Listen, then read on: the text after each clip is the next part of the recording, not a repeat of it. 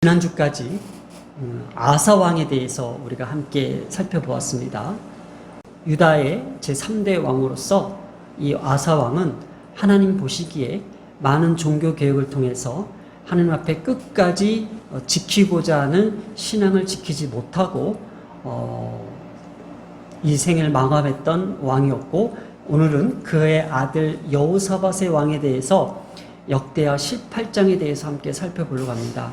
우리가 잠시 16장과 17장이 녹화가 되지 않은 관계로 함께 우리가 리뷰를 좀 했으면 좋겠습니다. 16장의 가장 핵심적인 내용은 하나님의 마음을 끝까지 지키지 못했던 아사 왕이었습니다. 하나님의 마음을 지키는 자가 곡간을 지킨다고 했습니다. 하나님의 마음을 지키지 못했던 아사 왕은요, 곡간에 있는 은, 금을 다 털렸습니다. 그리고 왕궁에 있던 것뿐만 아니라 성전에 있던 은, 금까지 다 털렸습니다. 뭘까요? 하나님의 마음을 지키려고 하지 않았던 것. 어쩌면 우리 인간들은 내 곡간을 지키기 위해서 하나님의 신앙을 지키지 못할 때도 있다라는 것을 우리에게 암시했다는 겁니다. 우리가 지난주 17장에는요, 전심으로 하나님의 길을 걸어 할 때 이 걷다라는 이 단어가 자긍심이라는 뜻을 갖고 있습니다. 높이 치솟아 오르다.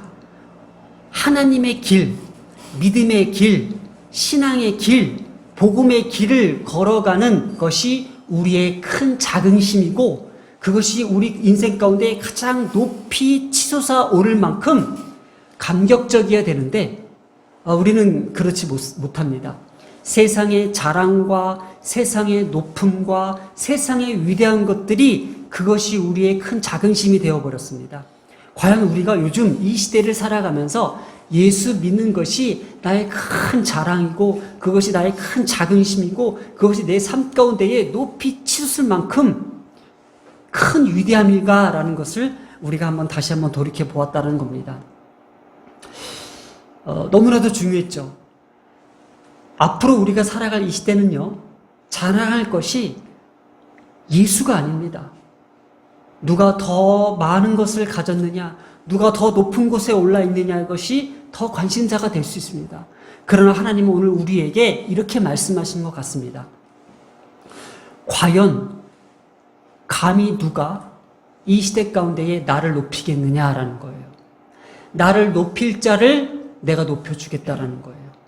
과연 나를 높일 자가 과연 누가 되겠느냐? 나를 높일 자, 내가 너를 높여주겠다고 합니다.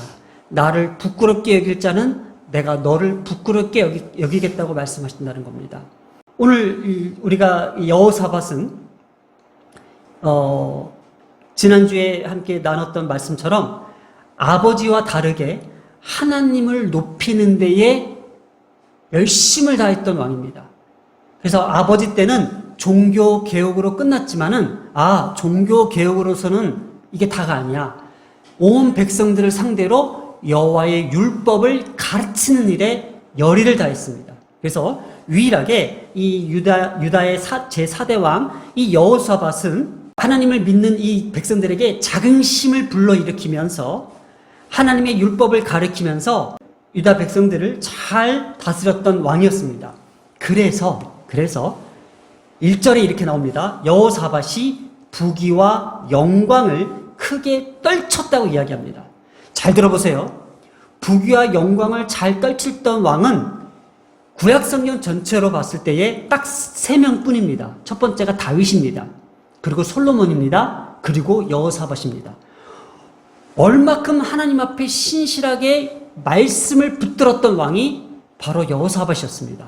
다윗도 그랬죠. 솔로몬도 1,000번의 제사를 통해서 하나님 앞에 부귀와 영광을 독차지했죠. 이 여호사밧도 마찬가지였습니다. 자, 그러나 다윗 외에는 솔로몬도 끝까지 이 마음을 지키지 못했고, 이 여호사밧도 오늘 그 흠이 잡히고 말았습니다. 그 힘이 어디서 왔냐면요, 잘 보세요. 북이스라엘의 통치자였던 아합 가문과 혼인함으로 인척 관계를 맺었다는 겁니다. 절대로 타락한 이스라엘 왕, 이 아합과는 손잡을 일이 있지 말아야 됩니다.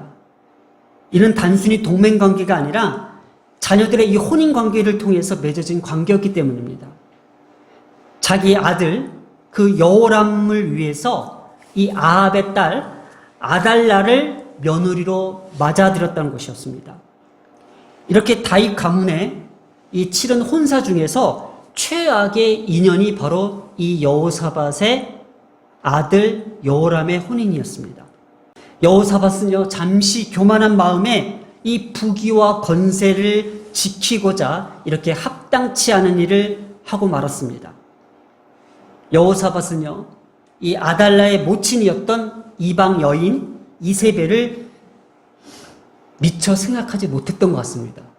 그래, 아합은 그래도 우리 민족에서 분리된 북이스라엘 쪽으로 간 사람이야 라고 생각했지만, 아합 왕이 결혼한 이세벨은요, 이방 여인으로서 아마 북이스라엘을 최악으로 만들었던 국교를 거의 이방 신으로 만들 만큼 악랄한 왕이었습니다. 왕랄한 부인이었습니다. 그의 딸 아달랴를 이 유다의 왕이 될 여호람과 혼인을 맺었다는 사실입니다. 여호사밧은요, 이 혼사로 말미암아 아들 여호람의 그 시대에 마치 통일 왕국을 이룰 거라는 환상에 빠졌었던 것 같습니다. 희망을 가졌던 것 같습니다. 그래, 이렇게 우리가 어차피 한 민족이었는데 이 통일 왕국을 이룸으로써 여호람 시대 때는 더 큰 왕국을 이룰 거야라는 희망을 가질 수 있었다는 겁니다. 역대하 18장을 세 파트로 나누려고 합니다. 오늘은 여호와의 선지자에게 묻는 문제에 대해서 나오고, 다음 주는 이 선지자들의 어떤 반응과 그 말에 대해서 왕들이 어떻게 휘둘리고 있느냐에 대한 문제, 그리고 마지막 세 번째는 선지자의 말이 하나님의 말씀인지 아니면 거짓 선지자들의 영의 말인지에 대한 분별력에 대해서 이야기를 할 것입니다. 그러면 자, 오늘은 어디까지 살펴볼 것이냐? 자, 이제 여호사밧이 사둔 아합의 제안을 어떻게 반응하고 있는지에 대한 문제가 여기 있습니다. 4절입니다. 먼저 여호와의 말씀이 어떠한지를 오늘 물어보소서, 이렇게 이야기하고 있다는 거예요. 자, 이 여호사밧도 나름 하나님의 말씀과 율법에 충만한 사람이었습니다. 그리고 하나님께서 그 대가로 부귀와 영광을 하나님께서 마음껏 주셨던 왕이었습니다. 마음에 걸리는 거죠. 이게 과연 하나님께서 원하시는 전쟁인지, 하나님께서 말씀하시는 전쟁인지, 만약에 이것이 아닐 경우에 괜히 건드렸다가 너도 죽고 나도 죽고 이제까지 했던 모든 것까지 다 무너뜨리고 얼마나 손해가 많아요. 그랬더니 이 여호사밧이 아합 왕에게 여호와의 선지자, 또 여호와의 말씀이 옳은지 마른지를 물어보아니라는 것을 제안하고 있습니다. 그랬더니 5절에서 이스라엘 왕이 선지자 400명을 모았습니다. 누구죠? 북이스라엘의 아합 왕입니다. 자, 아합 왕은 어떤 왕이었어요? 레위 지파였던 제사장들을 다 핍박하면서 쫓아내버리고 자신의 방식대로 인간적으로 세운 왕들, 자기 말 잘 듣는 사람 모은 그 세웠던 제사장들을 선지자들로 세워놓고 마음껏 자신의 비위에 맞추게 떠들게 만들었던 사람들이었던 거예요. 그러니 이렇게 물어보는 거예요. 형식적인 거죠. 자, 길르앗 라못에 가서 싸우랴 말랴, 이렇게 물어봅니다. 그랬더니 그들이 어떻게 얘기했어요? 안 됩니다. 그것은 하나님께서 반대하시는 겁니다. 얘기 안 하겠죠? 예, 올라가서서, 마음껏 올라가서서 하나님이, 여기서 또 하나님을 들먹거리죠? 그 성읍을 왕의 손에 붙이시리이다 하더리. 자, 그런데 이 6절에서 여호사밧은요, 이게 좀 깨름직한 거예요. 그래서 이렇게 질문합니다. 아니, 혹시 이 외에 우리가 물을 만한 여호와의 선지자가 여기 있지 아니하니까? 이렇게 물어봅니다. 있으니까 물어봤겠죠. 누구냐면은 선지자 미가야입니다. 이 미가야 선지자는요, 있는 그대로를 전하는 하나님의 선지자였던 거예요. 그런데 이 미가야 선지자는요, 엄청난 핍박을 받고 엄청난 고통을 받습니다. 바른 말을 했기 때문에. 오늘날 우리의 이 교회도 하나님의 말씀을 전하는 메시지를 저도 이제 들으면서 참 많이 안타까운 게 있습니다. 그 예레미야 23장 말씀을 우리가 교동으로 나눴는데 선지자가 이렇게 경고합니다. 이 말은 여호와의 입에서 나온 것이 아니라 그들은 하나님 거짓된 영들은 항상 하나님을 멸시하죠. 그래서 이렇게 얘기합니다. 거짓 선지자들은 너희가 평안하리라. 그리고 재앙이 너희에게 임하지 아니하리라. 이렇게 얘기합니다. 오늘날 우리의 교단에서 나오는 메시지가요. 회개하라. 하나님 앞에 무릎을 꿇어라가 아니라 이렇게 하면 성공할 수 있고 하나님은 축복을 주시고 하나님은 기도 많이 하고 열심히 하나님을 믿으면은 하나님께서는 부와 명예와 권세도 다 너희 것이야 라고 이야기한다는 거예요. 그러니 성도들은 열심히 기도합니다. 열심히 기도합니다. 열심히 하나님 앞에 부르짖습니다. 자, 들어보세요. 이제 제가 분명히 이렇게 얘기했죠. 열심히 기도합니다라고 얘기했죠. 근데 저는 오늘 이것을 가지고 왔습니다. 기도가 잘못됐다는 게 아닙니다. 자, 오늘 여호사밧이 이 전쟁에 나갈까 말까에 대한 것을 하나님 앞에 물어본다고 얘기했습니다. 그러면 우리도 이 선택을 할까에 대해서 물어봅니다. 하나님 앞에 기도합니다. 자, 그런데 저는 오늘의 생각합시다에 대한 내용, 주제가 이겁니다. 그러면 혼인 때도 여호와 앞에 물어봤습니까? 라고 전 질문하고 싶다라는 거예요.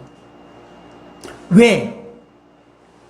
아합왕과 혼인을 정할 때도 하나님 앞에 묻지 않았냐는 거예요. 정말 여호사밧의 신앙의 그 자세가 올바르다면은 이 전쟁에 물었듯이 아합왕과의 그 혼인 문제에서도 여호와께 물어봤냐라는 것을 저는 질문을 던지고 싶은 거예요. 오늘날 우리의 기독교도요. 열심히 기도합니다. 열심히 기도합니다. 그러나 우리의 기도는요. 선택적 강구에 있다는 것을 저는 문제 삼고 싶다는 거예요. 기도가 나쁜 게 아니죠. 우리의 기도는요. 선택적 강구에 있다는 것에 대해서 제가 하나님 앞에 회개하기 시작했습니다. 한 예로만 들어볼게요. 제가 그 11월 달이 되면은 수능을 위해서 온 교육자들이 로테이션으로 이제 그 기도회를 인도합니다. 참 그럴 때마다 그 기도회에 앉아있는 그 성도들한테 참 싫은 소리를 좀 많이 했어요. 주일 예배도 똑바로 나오지 않는데 대학은 가고 싶다. 그래서 금식하면서 기도하고 철야를 하면서 기도하고 새벽을 깨우면서 기도합니다. 근데 정작 교회는 나오지 않는다. 이게 선택적 강구라는 거죠. 이해 가십니까? 이게 오늘날 우리의 기독교의 모순인 거예요. 열심히 기도합니다. 근데 점치러 가요. 예언하는 사람들한테 예언을 받으려고 합니다. 예언하는 사람들의 가장 특징적 첫 번째 순서가 뭔지 아십니까? 내가 너희를 사랑한다. 이렇게 시작합니다. 왠지 알아요? 거짓 선지자니까. 그러니까는 너는 평안하다. 넌 잘못되지 않을 것이다. 내가 너를 붙들 것이다. 붙들긴 뭘. 지금 심판이 눈앞에 떠 있는데 넌 그것이 잘못됐기 때문에 넌 그렇게 되는 거야 이거예요. 잘못했으면 혼나는 게 맞고요. 잘못했으면 당하는 게 맞아요. 근데 잘못했는데도 잘 되기를 바라는 것은 아니죠. 순서가 뭐죠? 회개죠. 자, 내 자녀가 학원 아침 그것 때문에 그 학원은 빠질 수가 없는 학원이었습니다. 그래서 나오지 못했습니다. 그러면 그것을 먼저 인정해 줬어야죠. 그걸 먼저 인정해. 그럼 밤이라도 날 찾아오든지 내가 혼자 예배 드려줄게. 왜 너희들은 왜 그때만 찾아? 왜 너희들은 이럴 때만 나를 찾아와? 먼저 너희들이 마음을 지키지 않고 먼저 너희들이 그 혼인에 대해서 책임을 져야지. 우리는요. 하나님 앞에 정말 묻습니까? 여호사밧은 그렇게 율법을 백성들에게 가르치면서 그렇게 여호와의 선지자의 물음 앞에 순종하려고 하면서 정작 아합과의 그 혼인에서는 물어봤습니까? 라고 질문을 제가 던지는 거죠. 그래서 저는 오늘날 우리의 기독교가 그냥 좋은 말만 좋은 것이 아니라 듣기 싫은 말도 들어야 돼요. 선택적 강구와 기도에 대해서 우리는 한 번쯤은 주님 앞에 무릎을 꿇어야 됩니다. 자, 자신에게 리스크가 있는 이 전쟁에 대해서는 미래에 대한 궁금증이 있었습니다. 그러나 자신의 그 영적 가치와 기준을 버리고 실리적 가치를 쫓아 세상과 타협하는 이 문제 앞에서도 오늘 우리에게도 질문하고 있다는 겁니다. 오늘의 메시지입니다. 이 외에 우리가 물을 만한 여호와의 선지자가 있느냐? 바로 오늘날 우리에게도 이런 선택적 간구와 기도가 되지 않게 이렇게 기도했으면 좋겠습니다. 하나님, 우리는 선택적으로 우리의 필요에 따라서 주님을 찾지 않겠습니다. 왜냐? 우리가 선택적으로 주님을 찾을 때에 주님께서도 우리를 선택적으로 만나주십니다. 기도하겠습니다. 사랑과 은혜가 많으신 하나님 아버지, 실리적 가치를 추구하기 위해서 우린 때로는 그 영적인 가치를 배제할 때가 많았습니다. 특히 우리의 자녀들의 문제 앞에서도 항상 그러한 선택을 할 때가 많았습니다. 그러나 영적인 가치를 추구해야 될 하나님의 백성으로서, 자녀들로서 오늘 우리가 하나님을 선택적으로 찾지 않겠습니다. 주님께서도 우리를 언제든지 얼마든지 만나 주시리라 믿습니다. 주님, 오늘도 이 말씀 앞에 우리가 좀 따갑고 좀 힘들게 들려질지 모르지만 우리 모두가 주님 앞에 회개하는 마음으로, 겸손한 마음으로 이 말씀을 받습니다. 이 모든 말씀 우리 주 예수님의 이름으로 기도드렸습니다. 아멘.